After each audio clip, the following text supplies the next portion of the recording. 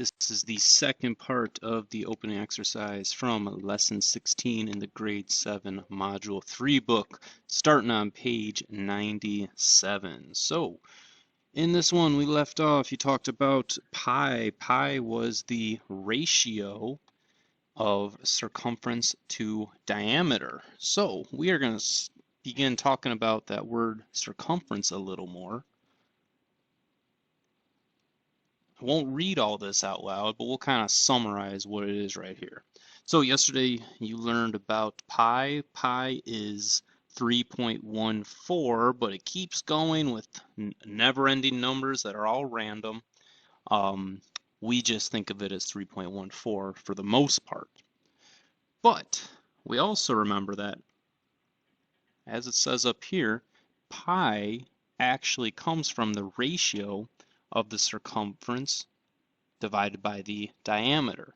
So let's write that real quick. So pi, there's our symbol for pi, equals, we have our fraction bar. There we go, there's a better fraction bar. And it's the circumference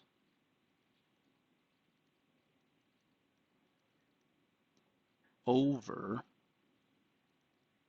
the diameter.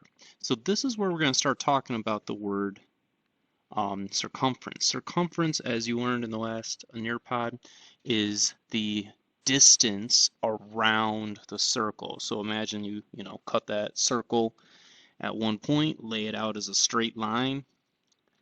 The length of that line is a circumference. We want to be able to have a formula to help us find the circumference of any given circle. So here's where we're going to get that formula from. Our formula, if we're trying to find circumference, that means we want a formula that just has the circumference all by itself. That would be the best formula, is just tell me some steps to do to find the circumference.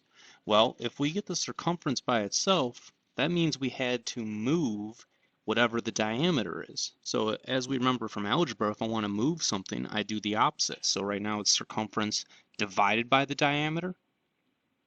We can multiply by whatever the diameter is in order to cancel that out. But the rule is whatever I do to one side of the equal sign, I have to do to the other. So pi is going to be multiplied by whatever the diameter is. So these cancel out. That leaves us alone with circumference. So our formula to find the circumference is just to multiply the diameter by pi, which most of the time you'll use 3.14, or we also have a calculator button for that. So down here, a few examples of that. It says, for A, the following circles are not drawn to scale. Find the circumference of each circle. And for this one, it wants us to use 22 over 7 as pi, as an approximation for pi. So 22 over 7, just like how we can use 3.14 for pi, we can also use that fraction 22 over 7. So let's do this. It says find the circumference. That formula I just gave you, let's do this. We'll say C, because I don't feel like writing that word over and over again. C equals diameter times pi. Real quick, I'll just say that D stands for the diameter. So the circumference is found by multiplying the diameter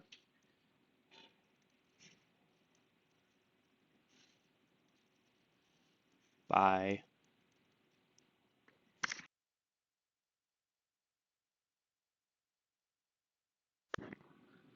pi.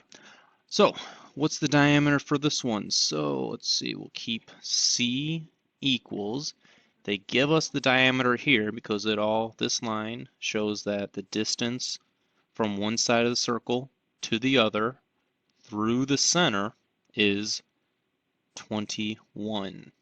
So we're going to multiply 21 by pi. Actually, let's back that up though. Sorry if you already wrote it, because for pi, they want us to use 22 over 7 as an approximation for pi. So instead of pi, we'll put the fraction 22 over 7. So all we have to do is go to our calculators, learn how to type in, well, remember how to type in 21 multiplied by this fraction. Remember, use that A, B/C button for the fraction. Type that in and you will get 66. So the circumference for this one, because we had centimeters, circumference is 66 centimeters. Don't forget to put your units back at the end. All right, for this one here, we're going to follow the same formula. We have to find the circumference. We have to do C multiplied by, I'm sorry, C equals D, the diameter, multiplied by pi. So I don't know the circumference, I'll keep C. Now D in this one, again, we see this line goes from one side of the circle to the other through the center, so 91 is D. So I'll put 91. Remember, I'm going to multiply that by pi, but they want us to use the fraction 22 over 7 for pi. I'll go ahead, I'll do that. Just type in 91 times 22 over 7. You'll get 286. And we got to put our units on it. For this one, it is feet. So just to break this down, guys, in case you don't know what C or circumference is, in case you forgot, that means this distance, if I start from here and go all the way around, that means I traveled 286 feet. On this one was 66 centimeters. So if I, oh, not that. If I started here and went all the way around, I would have traveled 66 centimeters. All right, next one. We have C equals, again, it's just the diameter multiplied by pi. C equals, and in this case, the diameter, they didn't give us a diameter. The reason I say that is because here, it goes from the edge of the circle to the center. So this is actually the radius.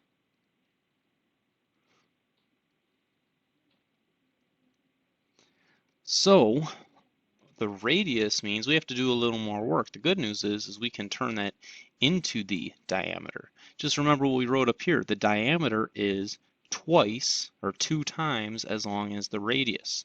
So if we are given the radius and we have to find the diameter, all we have to do is take the radius and multiply it by 2. So we'll just write this. We'll say diameter equals radius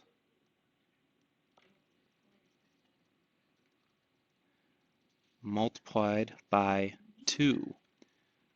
So in this case, D, the diameter, equals 35 over 2 multiplied by 2. If you type that in, you'll get D equals 35. So D equals 35. We're going to put M for meters on that. So D equals 35 meters. Means right here I'll put my 35 in because this formula only works with the diameter. multiplied by, and again we're going to use 22 over 7 as our pi. So you just go ahead, type in 35 times 22 over 7, and you will get 110. And we're going to put 110 meters because that's what they gave us the diameter in. Well, they gave us the radius in meters, which means we found the diameter in meters, which means we found the circumference in meters. So the next one down, part B, they give us the radius of a paper plate is 11.7 centimeters. Find the circumference to the nearest tenth. And now they want us to use 3.14 for pi as an approximation for pi. So what I like to do on these is I like to just kind of visualize when they don't give me a picture. I like to make a picture so I can label it and visualize what I have. Now they tell us the radius of the paper plate. Remember, radius is the distance from the center to the edge of the circle. Now I know my circle is pretty rough looking, but remember it's just a sketch. So the radius is 11.7 centimeters. Now remember, the formula we have is the diameter. So the diameter is what we need. That means we have to take the radius and multiply it by 2. So we'll write that down again. I'll just write D for diameter equals R for radius, multiply it by 2. So the diameter is going to equal 11.7 multiplied by 2, which will give us a diameter of 23.4, and I'll put cm after it since that's what they gave me my radius in. So the diameter is 23.4. Now we are ready to find the circumference. So circumference, we'll put a C, and remember that's equal to D multiplied by pi. So we'll just start filling in. I don't know what C is, so I'll leave it as C. D is the diameter. The diameter for this one is 23.4. I'm going to multiply that. Now remember, in these directions they said use 3.14 as an approximation for pi. So instead of pi, we're going to put 3.14. All right, so all we really have to do then is multiply that, and we will get a circumference of 73.476. Now remember though, they wanted us to round to the nearest tenth, so that is the first number after the decimal.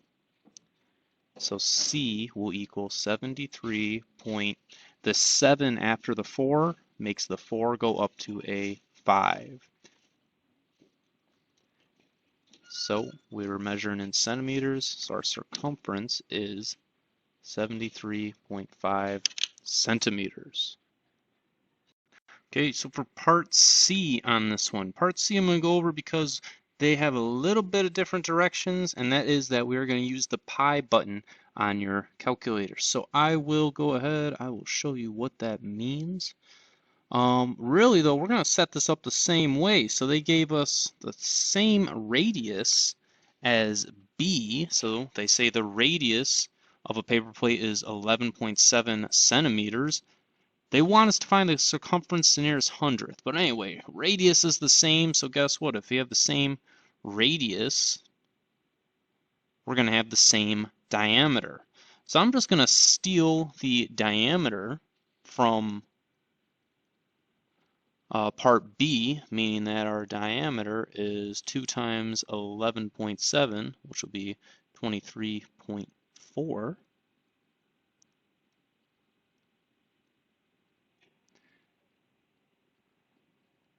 And we're going to go ahead and we are going to write our circumference formula. So C for circumference equals D for diameter multiplied by pi. So we have C equals, and we'll have 23.4. Now pi, I'm going to leave as multiplied by pi. So all I have to do is go to my calculator now and type in 23.4 times pi. And the pi button, let's take a look at it. So here is our calculator.